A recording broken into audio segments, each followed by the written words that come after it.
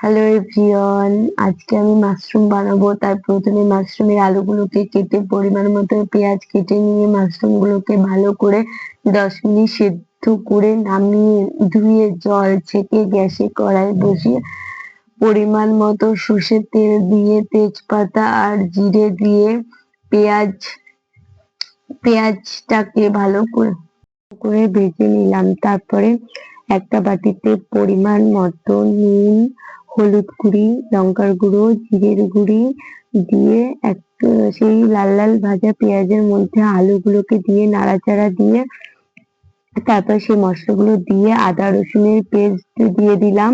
তারপরে ভালো করে কষিয়ে সেই মাশরুম গুলোকে দিয়ে একটু জল দিয়ে ভালো করে কষিয়ে কিছুক্ষণ ফুটিয়ে সেদ্ধ করে ভালো করে সেদ্ধ হয়ে গেলে গরম মশলা দিয়ে নামিয়ে নিলাম। Thank you for watching.